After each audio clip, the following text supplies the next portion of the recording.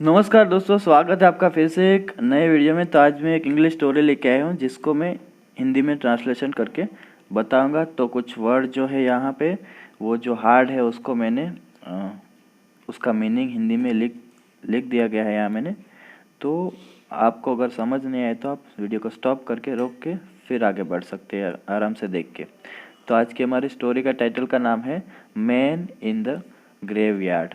तो मैन का मतलब होता है आदमी, इन मतलब में, द ग्रेवयार्ड, ग्रेवयार्ड मतलब होता है कब्रिस्तान। आप सबको पता है कब्रिस्तान।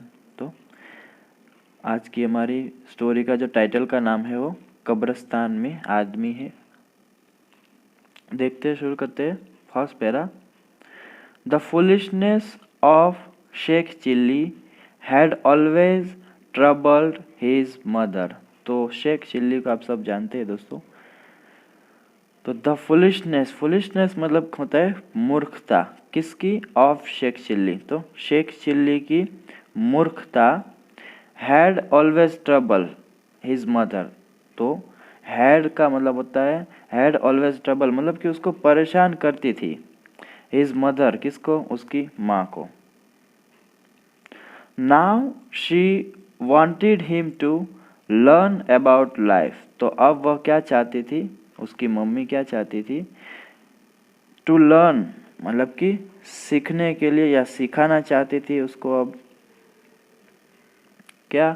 अबाउट लाइफ, जीवन के बारे में, द डिफ़िकल्टीज कठिनाइयाँ के बारे में, and become more worldly wise. तो वर्ल्डली वाइज का मतलब होता है सांसारिक समझ। तो उसको क्या करना चाहती थी वो? अब वह चाहती थी कि वह जीवन कठिनाइयों के बारे में सीखे और अधिक सांसारिक जो समझदार है वो बने।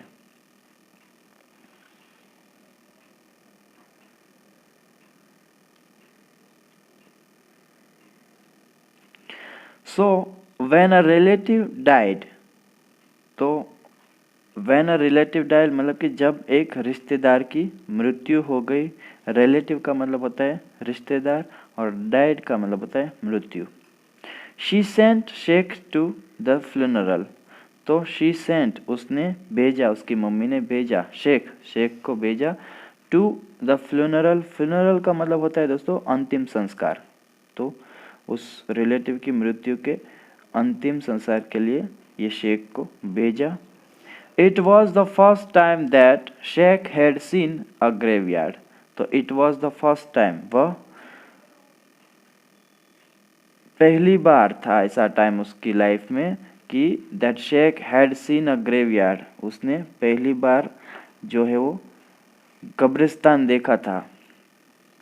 नेक्स्ट नाइट, अगली रात, Sheikh was near the same graveyard on his way back from the village. तो नेक्स्ट नाइट, अगली रात क्या हुआ? Sheikh was near the same graveyard, Sheikh जो थे वो कहाँ पे थे? उसी ग्रेवयार्ड के नज़दीक थे।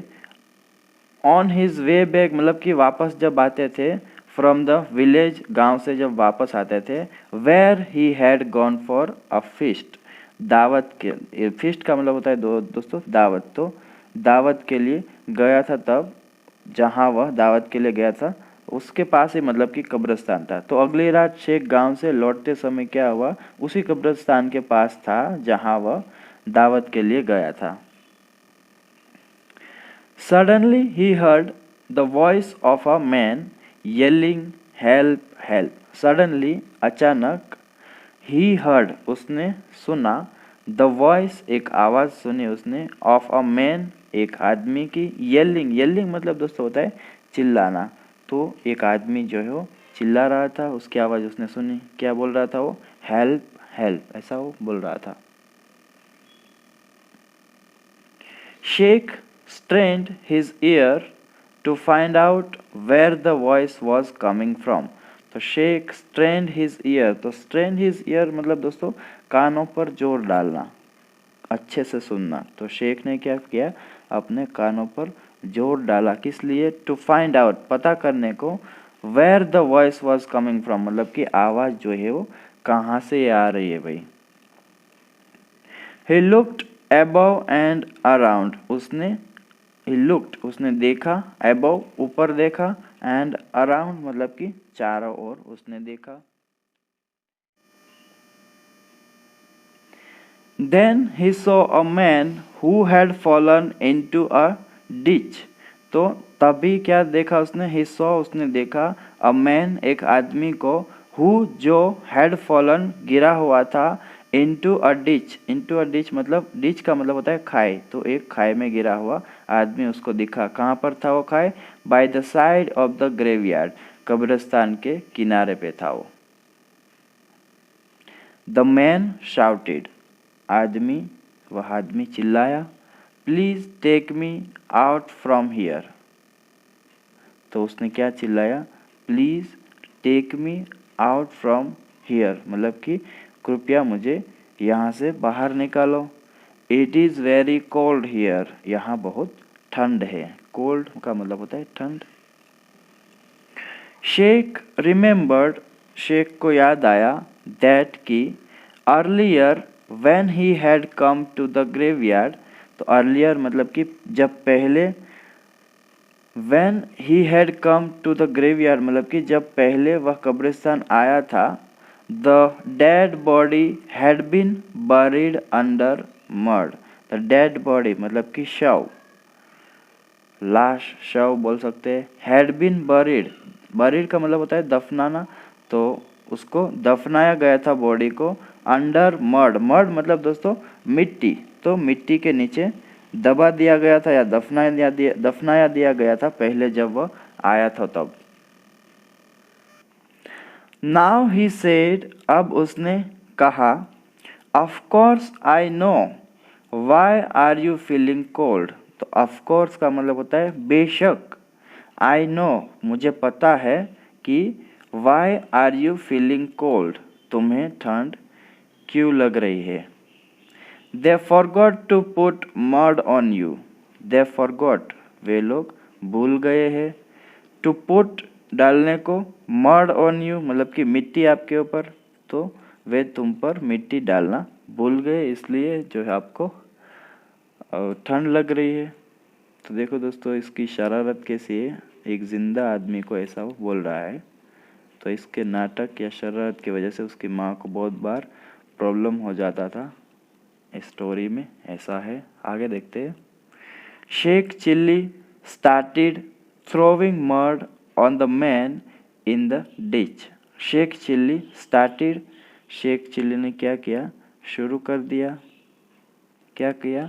throwing mud मतलब कि मिट्टी डालना या मिट्टी फेंकना शुरू कर दिया, थ्रो मतलब फेंकना, ऑन द मैन उस आदमी पर, इन द डिच खाई में, तो शेख चिल्ली ने खाई में गिरे हुए आदमी पर मिट्टी फेंकना शुरू कर दिया।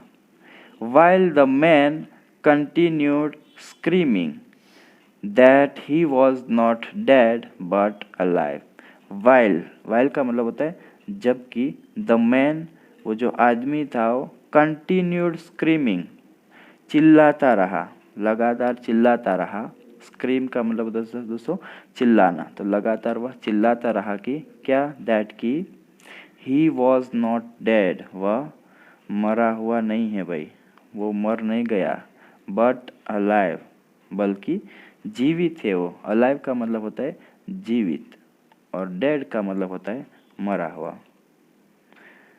तो दोस्तों यहाँ आप देख सकते हैं शेख चिल्ली है जो कर रहा है सब, यहाँ उसके ऊपर मर डाल रहा है, जबकि ये आदमी जिंदा है और चिल्ला रहा है कि भाई मैं मर नहीं गया हूँ।